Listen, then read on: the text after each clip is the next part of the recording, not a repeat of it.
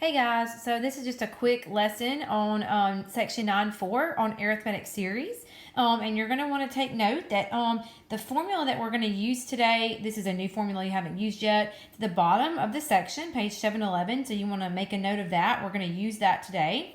So I'm just going to show y'all a couple of examples that I think will help you work some of this. I went ahead and worked example A. It's just like number 1 down here, which is what you're going to start with. So I went ahead and worked this example so you can have something to look at. What is the sum of the finite arithmetic series? The word finite just means it's a series that stops versus infinite, which would be a series that didn't stop, So don't worry about that word finite. That just, basically it's just a series, an arithmetic series where you're consistently adding one thing, to the first term to get the next term and so forth. So I started off by writing this formula that was on the previous page. N is our number of terms, A1 is our first term, AN is our last term.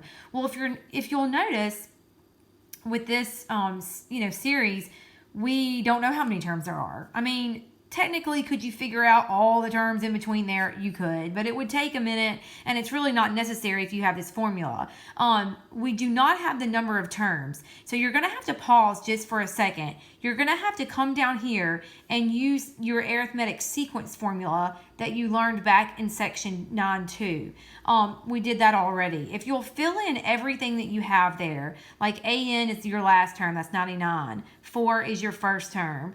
N, you don't know the number of terms. The common difference is 5. You can tell they're adding 5 consistently here to get from one term to the next. So you just fill all of that in. You distribute your 5. 4 and negative 5 is negative 1. Add over the 1 to 99, you get 100. That's just an equation. Just kind of fill that in, slowly work that out. You end up getting N is 20. So that tells you that there are 20 terms in that series. So you go back up here to the new formula. You have 20, which is your N, over 2. A1 is 4, that's your first term. AN is your last term, which is 99.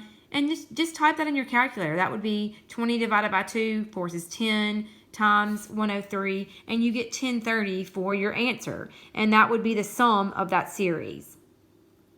Okay, so that's how we're doing that kind.